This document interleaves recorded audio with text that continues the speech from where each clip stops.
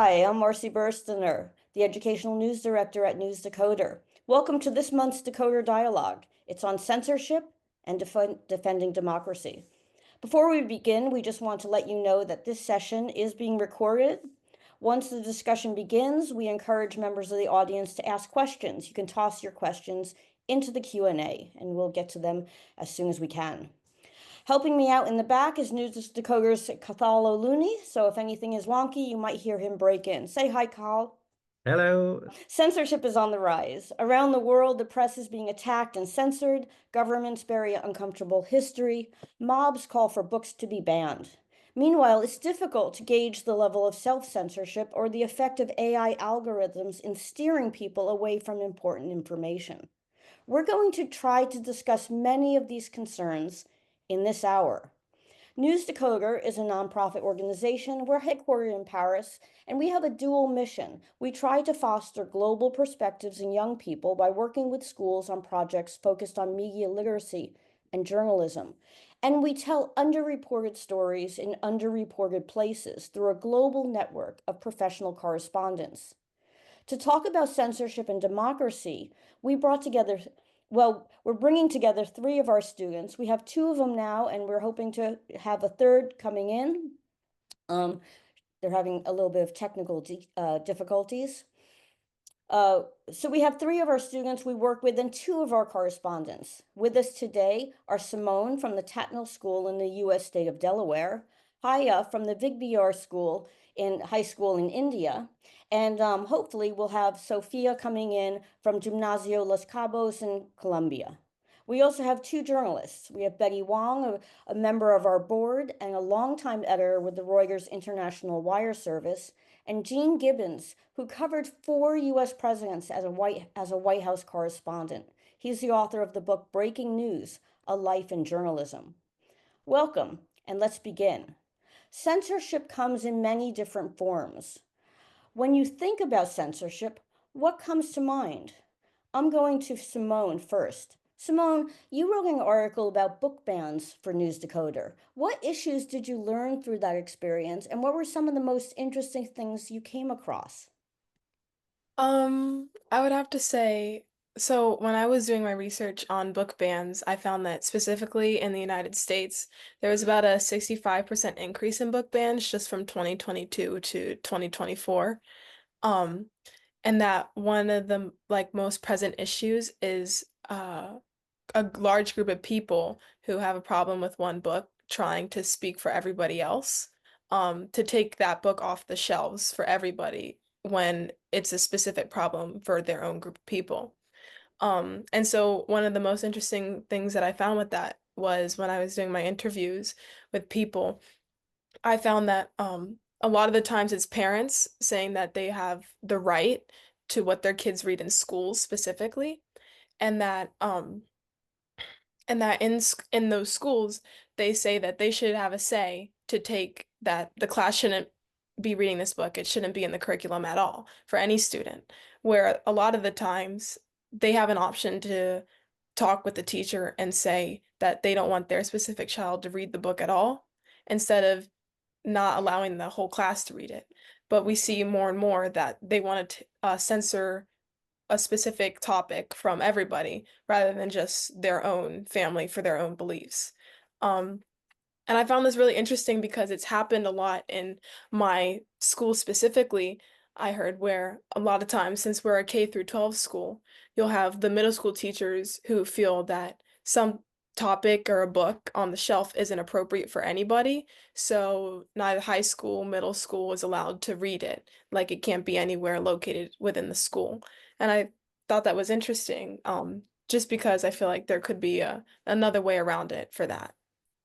Why do you think people get so upset about books in general? When I was talking with one of my sources, she was saying that it's not the book, but it's the topic behind the book and their feelings toward it.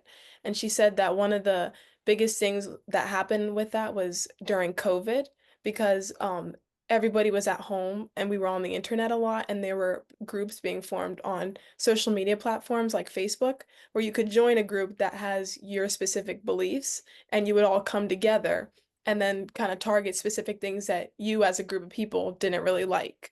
And so that's how like more the bans started to increase more and more. So in some ways, the social media aspect of COVID was almost creating these bubbles. Exactly. Yes. Very interesting. Haya, I'm going to go to you now. What forms of censorship interest you? And is censorship a topic of debate in India? Well, as we see with the current progress in the world, there are many more types of censorship that have emerged. And I think one of the most interesting one is social media censorship, because in today's digital age, I think everyone is on one or another platform of social media, and censorship on social media is very prominent because not everyone can view certain posts or maybe videos that are being shared by others. And I think when I talk in a personal opinion, many people of my friend group use the social media as a means to collect information or data, and maybe at some point um, the government or maybe companies are not exactly showing us what really is happening. All that content is censored, and at the end of the day, we're not getting all the information we need. And if I talk about India, it is a very debatable topic because when we talk about political censorship, it is a very emerging topic here in India where not everyone has access to information, even though we are citizens of a democratic country and we have the freedom of speech or freedom of media in general. And I think that even though the government is trying to portray or give out the news that we deserve to see or even read, there are times where like Simone even said, book bans. I think that is very prominent, not only in the US, but here in India as well. So it must be hard to fight the kind of censorship you're talking about because it's hard to know what you can't see, right? That is true. And when people do speak about it, or I think it's the fear of speaking about it because there are several repercussions that come with it. And when even the slightest bit of news is released, it can create a sort of violence among groups of people as well. Very interesting. Um, I think Sophia has joined us from Colombia. Sophia, hello. Hi, how are you? Good. Glad you were able to join us. So I'm going to Thank hit you. you with a question on Okay, the topic of censorship since you just arrived. of Now, what course. forms of censorship have you heard of in your environment? So we've talked a little bit about book bans in the United States. We talked a little bit about social media censorship in India. What's happening in Colombia? In Colombia, I think that it happens a lot, political, like censorship on the news that spread that you normally hear, because sometimes some news don't benefit, saying like that, the president or the government completely. So they change a little bit the version, or they say other things, or completely censor things that aren't like that don't benefit the same government. So that's a lot of things that we hear, because sometimes we get news that were like 4 months or 2 months ago, and we were like, where when did this happen? And they say no, it's that they censor it or they cut it off the interview. So yeah, I think that that's the most common in my country right now. Is it hard to trust what you read under those conditions? Yeah, a lot, because sometimes the information is censored and we don't like have or notice that it happened. But also sometimes is fake, or as I said, they change the version so that the government is benefited or some people don't get involved in things they don't want to. So yeah, it's difficult to trust something, and as I said, sometimes it happens on months or even years, and we get new information that was like, where when did this happen, where, at what moment? Okay. So we've heard from three people who are news consumers, and now we're going to Mhm. turn to Betty. Betty, you've been in the business of editing and reporting news for a very big organization. And some would argue that censorship protects people from harm. But as a journalist, do you agree with that? I think there are certain things, very few things, that should be held back. And I guess the classic case is the Atlantic editor who was privy to possible plans on war and whether you would actually print the information before the military actions had happened. And that would be a broader discussion. But so I think that is one thing that you would consider holding back. But there is very few, if it's the truth as you know it, that I think there's very little that you would hold back. And when I thought of my time at Reuters, and one of the questions you had posed to us as a group was, what sort of censorship have you experienced on a professional level? And I don't believe I censored anything. So I worked at Reuters News for 23 years. I only remember one slight incursion internally, and that was Reuters, in addition to being a news organization, carried its news on a trading platform that was purchased by many big businesses, Wall Street trading houses, that sort of thing. And once a salesperson asked me, did we have to be so critical on one of the companies that owned and rented quite a few of our terminals? And I said, the stories are true, and therefore it is something that we should report on. But if he felt that it had to be held, I would be speaking with my editor, and he encouraged him to speak with his boss on the sales team. And it never went further than that. So it wasn't like senior pressure, it was just sort of a query. And the other time as a journalist that I held back was when it was one of my regular stock market sources. I covered the stock markets on a day-to-day basis, and called him on something else. There was a couple decades of major ruling from the US government on tobacco companies and having them pay for supposed harm to individuals and to have to pay for advertisements speaking about the harm of tobacco smoking.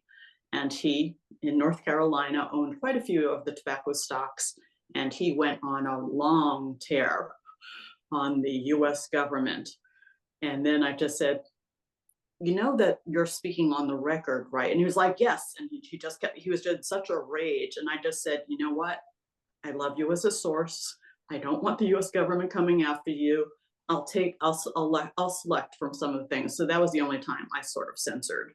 But that was because I also wanted to protect my relationship with my source. Didn't want him to get in trouble. But he wasn't telling me any, explosive information otherwise. Do you think that, because I was a reporter for many years, and then I was a teacher of journalism for many years, but so it's been some time since I've been in a newsroom.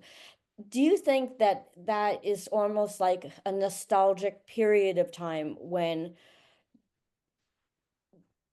most professional newsrooms were able to do that, to just print the truth, and that there's a lot more pressure now to not print? I'm thinking about what's happening right now with the Washington Post, one of the great newspapers in the United States that has recently come out with some policies suggesting that they're going to lean towards some types of news rather than others.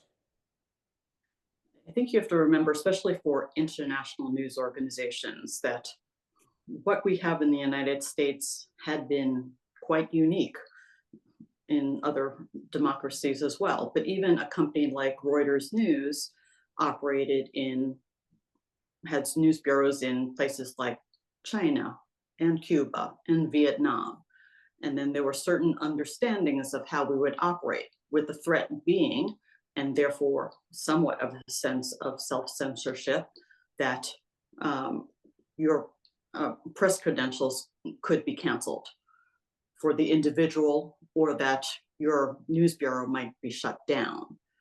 And so you operate within a certain parameter, including at times hiring someone that was selected by the country to sit in your newsroom, somewhat watching what you were doing. And people, for the most part, knew who the country's spy was in the newsroom and operate accordingly. For the most part, it was a good simpatico type relationship. I don't think that there was any severe issues. I think there's some basic understanding that some of the general phone numbers could be tapped. When you're operating in certain types of countries, you operate within those constraints. What is very different now in the United States specifically is I think there is more censorship, less freedom, and possibly even more dangerous, more self-censorship. So with the current and new administration kicking longtime journalists from different news organizations out of press rooms at the Pentagon, at the White House, losing access, fearing the loss of access, will make you write in a more conservative fashion. You might not even get to the point where a reporter expresses a concern about writing a certain story to an editor. The person won't even raise it because the person doesn't want to lose their job. They've been a reporter at the Pentagon for decades. And what are they going to go do, sitting back in the newsroom type of thing. So there's a lot of cause for concern now. Well, that is a great segue to Gene, because Gene, you have spent much of your career covering the White House. And do you see from the people you know and from what you've been reading and watching, is what's happening now and how reporters are covering the most powerful people in politics different from when you covered it? Very much so. Yeah, and in fact, I was reminded as we were talking earlier, early in the John F. Kennedy presidency in the 1960s, the New York Times became aware of planning for a U.S. invasion of Cuba, the U.S. supported invasion of Cuba. It supposedly was Cuban rebels were actually challenging the Castro regime. In any event, the New York Times became aware of what was going on and prepared a story on it. And Kennedy met with the Washington bureau chief of the New York Times, and I believe the executive editor, and persuaded them to spike the story, to not go with the story on national security grounds, and they complied.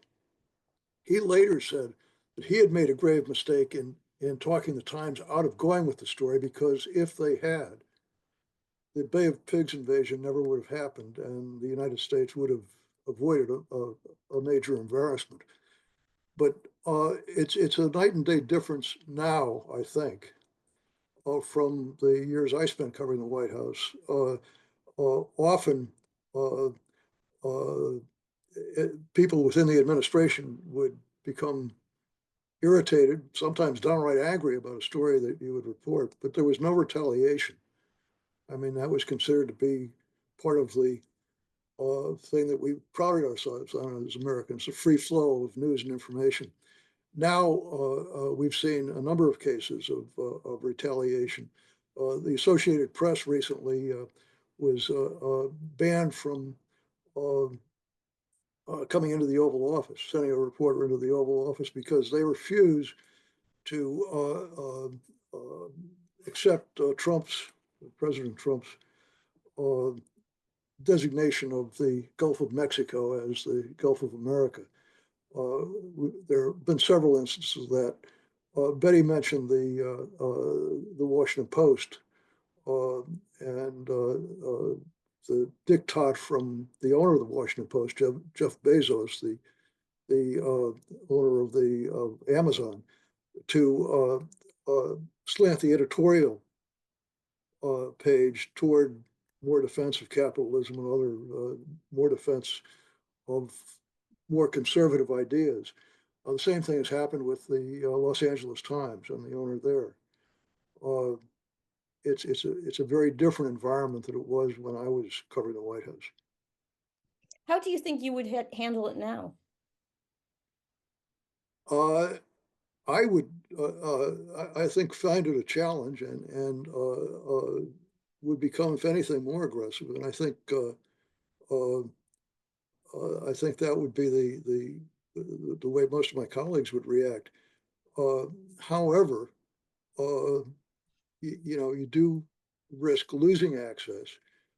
I can think of one instance, a story that I reported on was something that the White House was very upset about, and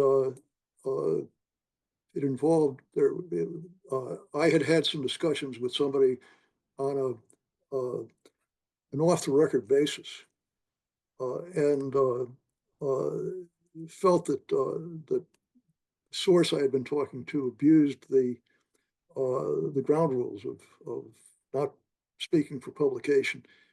And I decided I wanted to go with the story, and I told the Reuters editors that they could expect retaliation in a way that would hurt them financially.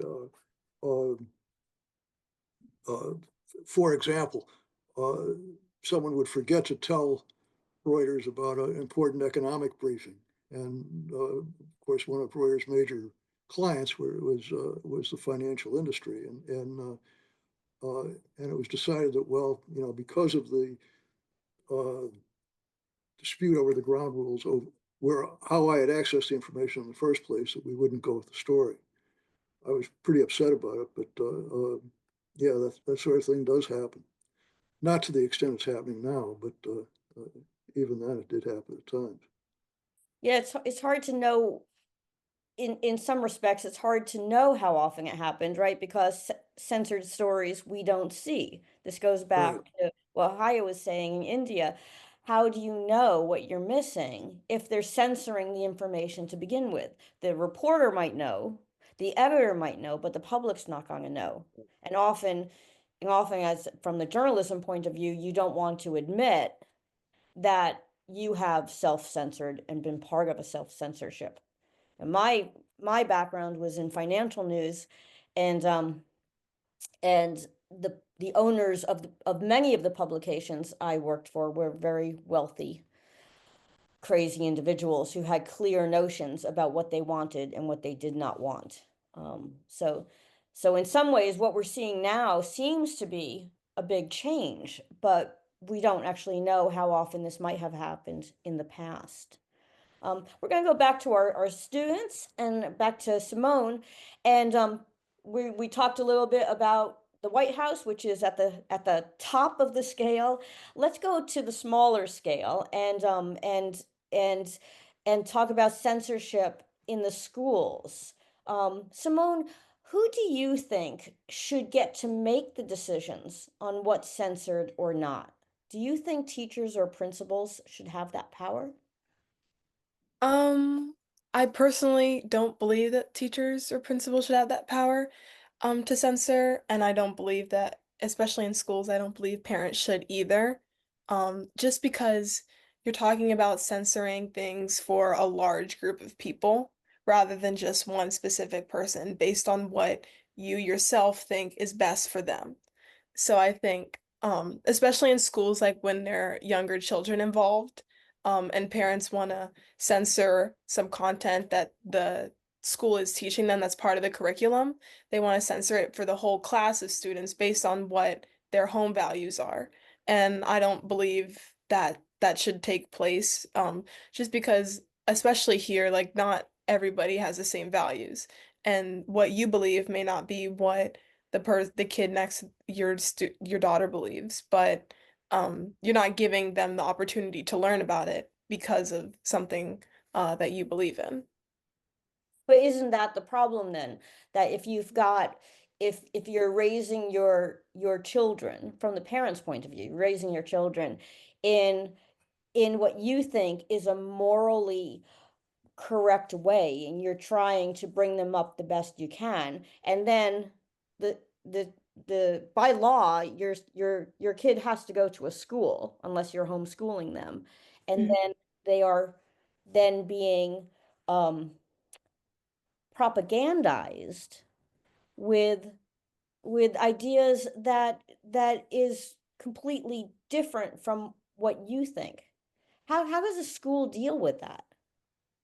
That's actually one of the things I talked about with one of my sources was that a lot of schools now, because that is a problem that's been presenting itself, have the option to change the curriculum for as an individual. And have the teacher, because the teachers are willing to tailor an education with a conversation with a parent because of that for an individual. But that's where it gets like onto the topic of intellectual freedom when the parent wants to change everybody's curriculum for one person. But a lot of times the teachers are willing to shift it or say like you're reading a book in English class. Um, but a parent doesn't agree with the topics that are discussed in that book. A lot of times I've seen where the teacher will give them their own separate questions, another book to discuss, so that it aligns with what they believe in and the values that the parents want to teach. Now, in your experience, have you experienced that in a classroom where one or more students was then set aside? I have, not specifically me, but it was in like my ninth grade class. We were reading an old classic. It was like of uh, To Kill a Mockingjay, something Mockingbird. like that. To Kill a Mockingbird, yes. Mockingbird. Um, and there were about like three students in our class who were different, they had different cultural beliefs than a majority of the classroom, but they were reading a separate book and they were able to have one of them was my friend, so they had meetings with the teacher to discuss the book outside of class. And like when we were during class, they were given reading time to read their book while we were discussing the Mockingbird one. But now, do you think that kind of feeds into this whole idea of bubbles? I think it could possibly, just because there's like a lot of separation going on in that, but I think there's a lot of work in order to figure out what's best for people, and not trying to censor everything out because like right there, it's the parents getting involved and saying that this isn't what they want their kids to be learning. And so the teachers are trying to accommodate that, but it is creating that kind of bubble, like you said. Okay, we have a question from the audience, and I'm going to throw it to Haya. Um, if you engage in debates online, because you were talking about social media, do you censor your own opinions? You know, are you afraid of to post your thoughts online? At times, yes, if I'm being completely honest, I do think twice before making notes. Now, when you talk about debates online, definitely at times I do censor a bit of my content because I think the fear is there that whether it would be socially acceptable, and not everyone has a very liberal mind towards everything we speak, and some people may take it in a negative way. So, yes, at times you do need to censor your content, even though it's against your will, because you want to share your opinion in your way and you want people to hear that opinion, but not everyone is open to listen to this. Yeah. Yes, Sophia, um, you were talking a bit about censorship from government, but you know, we're talking about censorship and we're talking about pressure from parents to censor in schools, and we're talking about self-censorship. What do you think is more powerful? A government saying you cannot talk, or you cannot print, or the pressure from kind of the mob, you know, the trolls on social media, the people that will scream at you and attack you. It seems like people are almost more afraid of the reactions from the public than the reactions from the government. What do you think? Okay, so I think that sorry. Um, uh, normally, or like, in my opinion, if you know what to say to, sorry, if you Okay. know what to say to the public, if you like know what to say to the mass, you control it. So that's like what the government do. If they think that this will be like sociable, acceptable, and like that, they think, okay, I will gain like popularity, and yeah, I need to say things that are accord to like the masses. The same thing happens when you want to say like your personal opinion about something. If you think that you will be accepted, you can like be more free and say, okay, I want to say this, and I think this, and I think that. You will be more like safe, like saying it. You will feel better. But when you don't know what, like if you don't, you know that the masses like won't approve it and say like, I don't think like that, you will be more scared. I think that that's the like the center of all the problems, being afraid of saying what you want, because that's is also what the government has. The government sometimes censor things and ignore or delete things of interviews and something because they are scared. They say no, the masses won't approve this, they won't like this, we need to change it to like, yeah, to say it in a different way and control them. It's the same thing but in a more drastic way. So yeah, it all depends in if you feel like safe and yeah, with the confidence of saying what I think and what I know. I think clearly that the problem here is being afraid of telling or not telling what you think, depending if it's true or not. That depends on you. I don't know what you say, but it depends on how scared and how safe you feel saying what you think. Yeah, it's interesting because then the end result then is almost like the inflation of the people who are not afraid to speak, right? And the people who might have something to say but who are quiet, kind of like the quiet kids in the classroom. They just get even quieter. So you end up having this notion, this idea that the people who are loud are more. It's very interesting.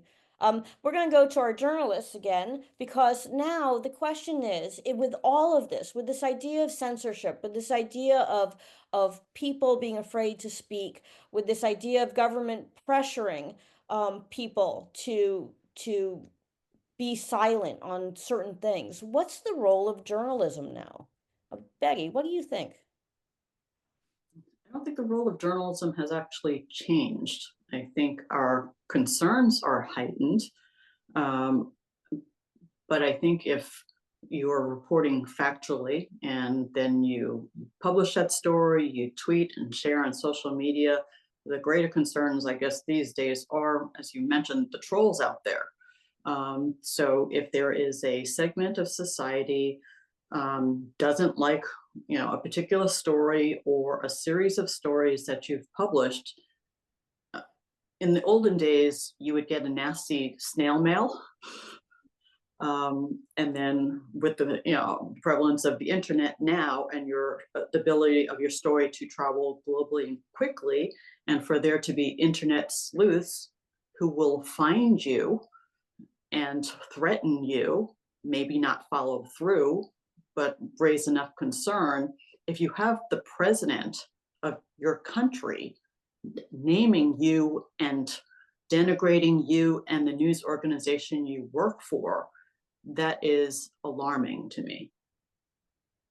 Yeah, that seems to be something that would be very difficult to fight, because it's not just you that's getting attacked, it would be your family that's getting attacked, right? It's your Yes, whole. and if someone's publishing your home address, and if people are following you and seeing what your work hours are, and when you walk into your office, sending things through the mail, there are lots of things to be concerned about. And we want to have a free press for all, whatever society we're talking about, but what has happened increasingly is who can afford to make the fight. So the large news organizations that do employ their own lawyers, as opposed to a small newspaper who could be threatened by the loss of their one or two main advertisers. it's very different. And your ability to continue every day to try to report freely is hampered and oppressed by what's going on. So here's a question for you from the audience. There's so many tools and platforms for sharing information now, and the truth seems to find its way out. So how effective is censorship in today's digital landscape? I'm not sure I agree with some parts of that sentence. So the question is, does the truth find its way out? I'm not sure that it does. I think that, there's the old saying that a lie can travel halfway around the world before truth gets its boots on. And we've certainly seen that with some of what the current administration has done. The big lie about the fact that Trump's insistence that he won the 2020 election, despite all the evidence to the contrary. It's a much different atmosphere now. One personal story I was thinking of. At one point during the Reagan presidency, I did a story that was quite embarrassing for the administration.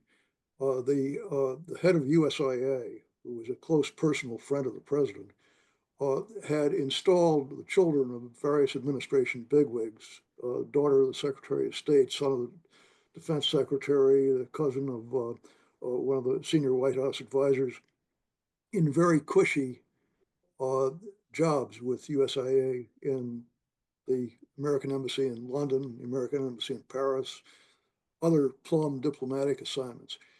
And so I wrote a story about it, and which became known as Kittygate. It was rather embarrassing for the administration. I went into the White House on a Saturday morning to put the finishing touches on the story. I had talked to the press secretary. I sought a comment from the White House press secretary the afternoon before, so they knew what was coming. We were saving it for the Sunday papers. And to begin, there was a series of stories. I brought my 6-year-old daughter with me while I was just doing these housekeeping touches. And while I was working, someone from the press office came and got my daughter and took her into the Oval Office so she could help herself to the president's jelly beans.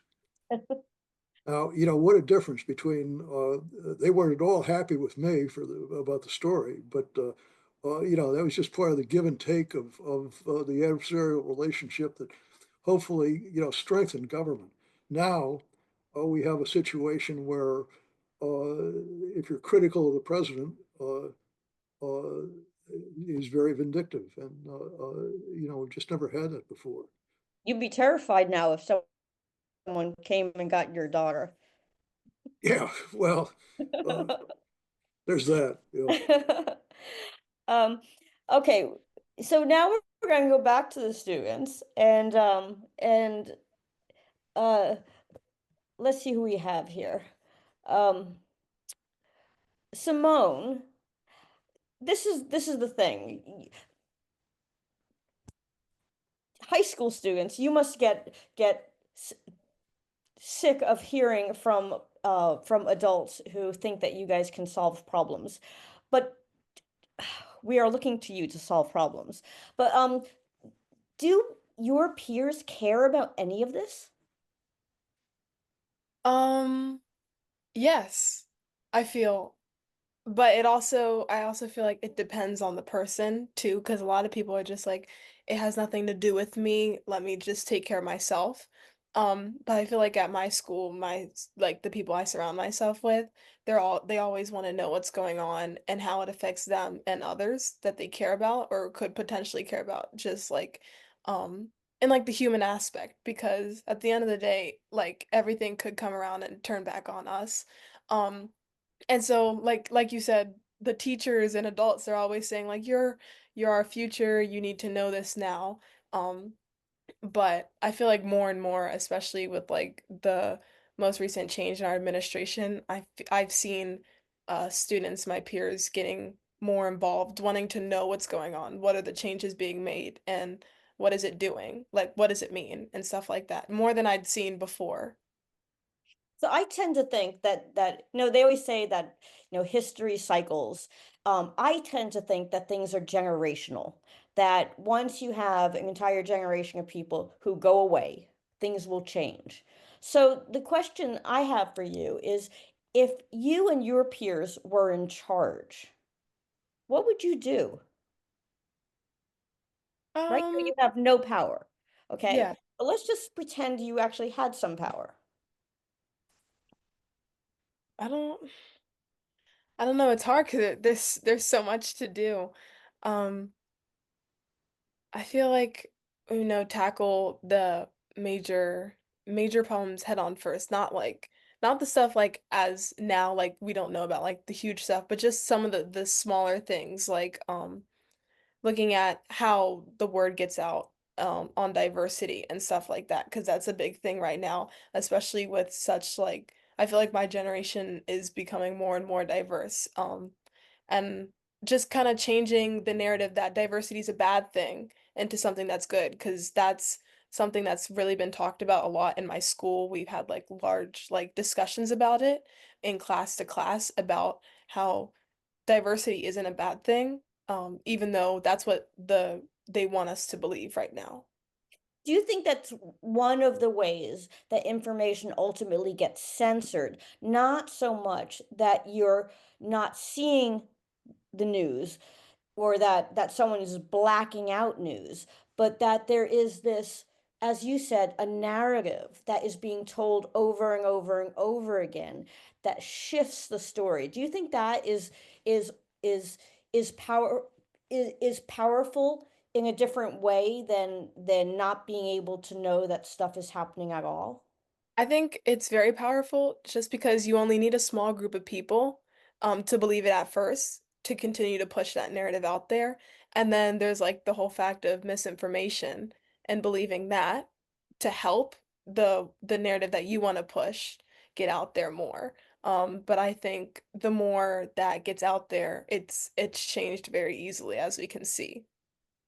Haya, over in India, and in your school and among your peers, do you feel that your peers are informed, or do you feel that there are a lot of people who are misinformed?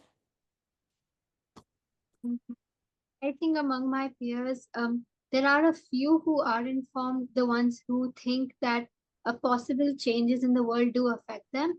And we have another set of people who think that some stuff will not affect them, so they will not look into it at all. And I personally think that everything indirectly does affect us, whether it's a small change or a big change. And when we talk about being misinformed, yes, there are quite a few people who do get misinformed because they do not research their sources well. And I think that is one of the major reasons people believe stuff that could be untrue or does not have a proper base or storyline that proves that this thing is happening. Sophia, what about you? Do you feel that the people around you are informed, or do you encounter a lot of people who you feel are misinformed?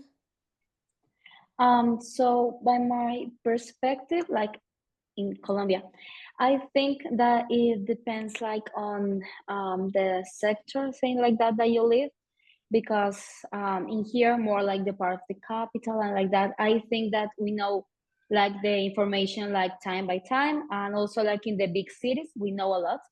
But sometimes sadly also small cities that are more far away can get wrong information on purpose. Yeah, can get yeah, wrong information on or miss some details that really can affect them or change their minds.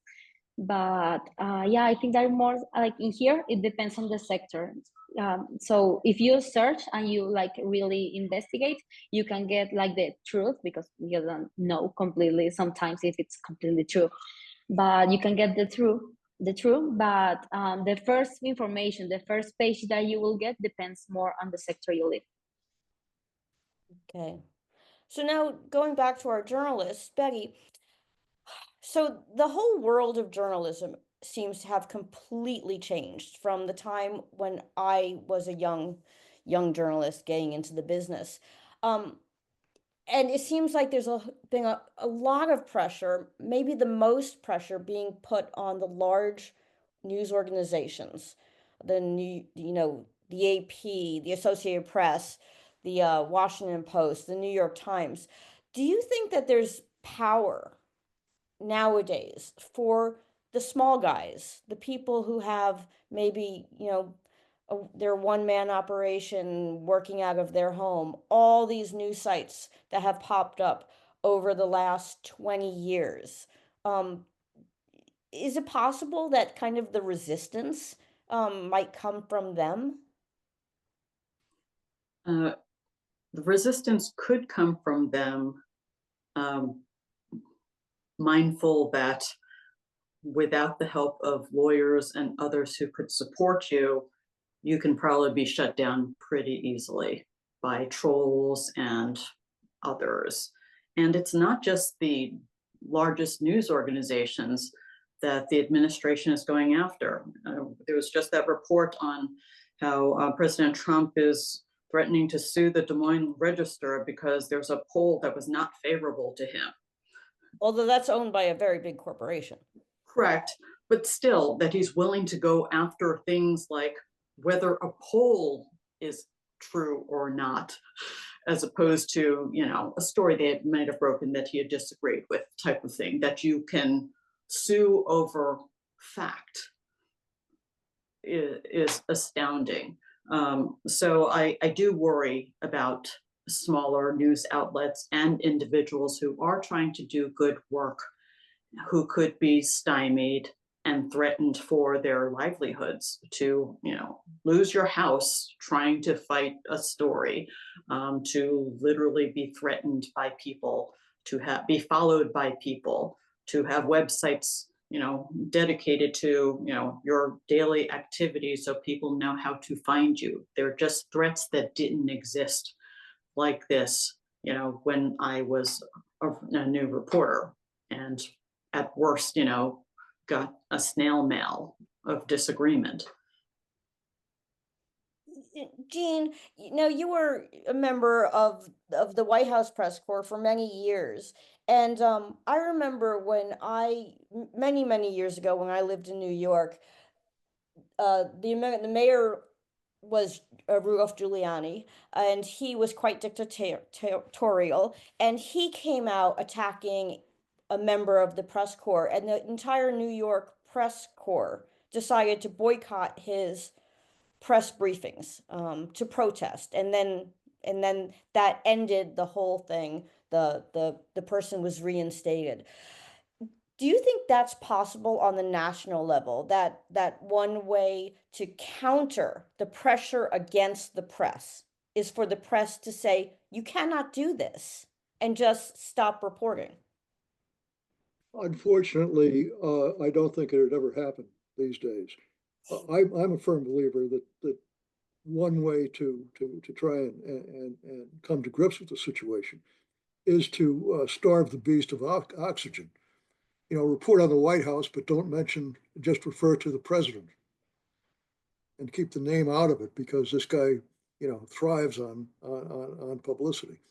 But no, I don't think that would ever happen because of the way that the media has become so fragmented. You have print media, television, social media. It's like trying to herd cats. You'd never succeed in this day and age, I'm afraid. Well, we're kind of winding down. So the question is, because I hate to end on depressing notes. Oh, yes, Betty.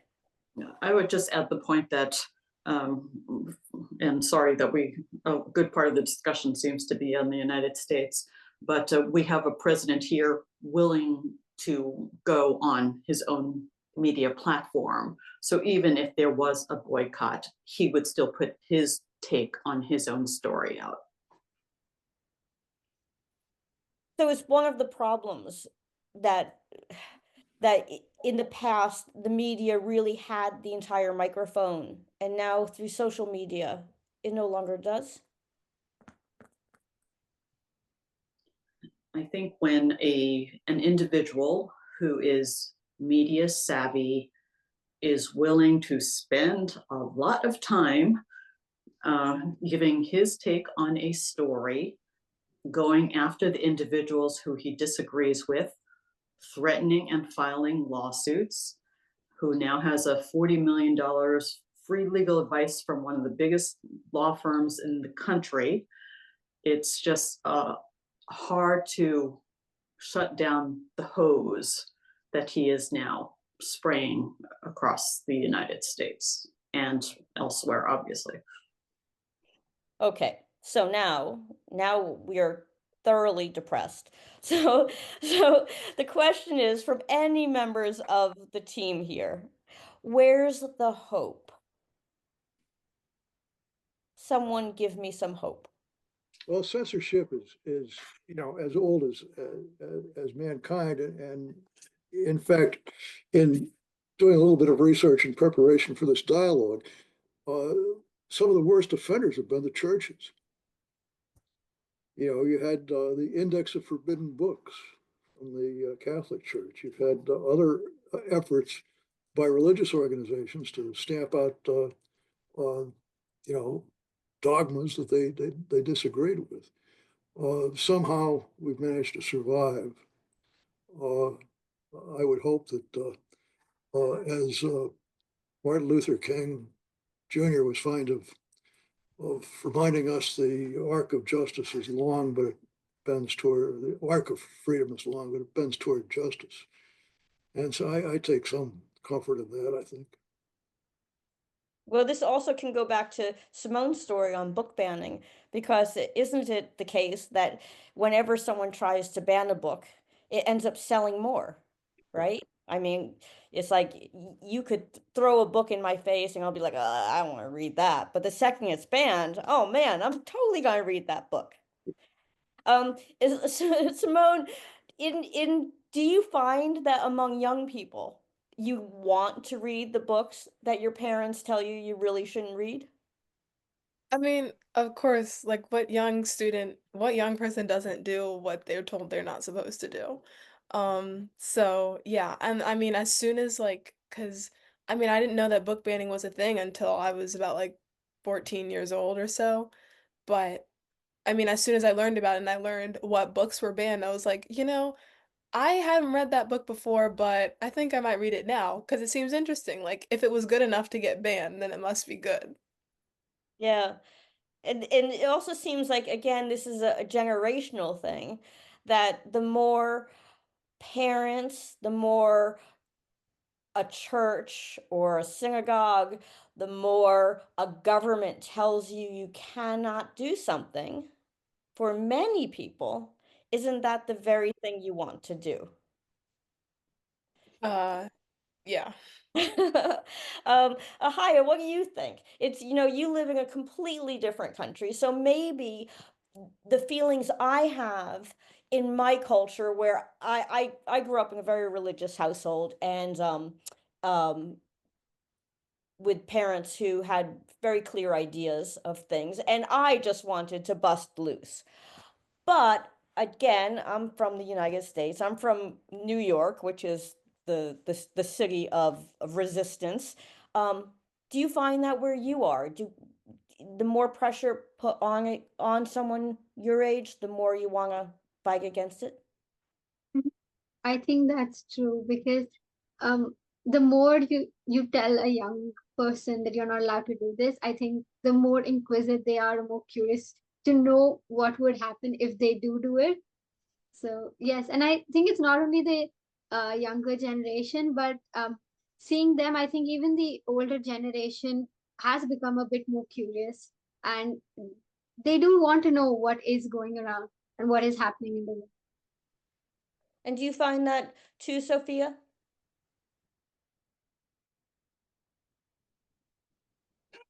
I want like to say about the thing of the books, yeah, because normal like when I was in another school, I remember a lot that was a section on a library that was like prohibited books. You can't read it, you can't touch them.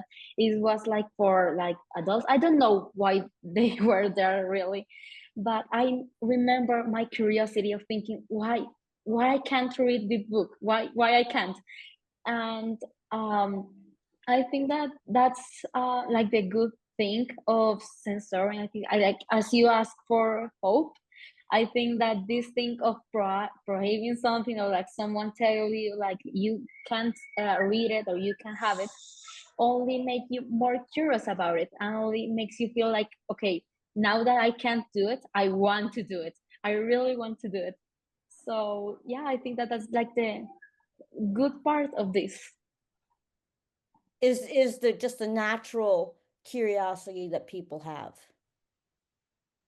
Yeah, I guess this goes back to this idea of of of you know, the frustration is that journalism, which used to provide the news for people had a place that they could turn to for news, right? Journalism is now such a small part of our news ecosystem, right? I bet your friends don't. Where do they get their news from? Do they get it from news organizations, or do they get it from social media? Sophia. I'm sorry, I was still talking to you. Sorry, Your face is still on my screen. sorry, I didn't That's know that okay. was talking to me. What was the question again? Like, Question can you is, repeat? where do your friends get their news? Do they get it from news organizations or social media? I think like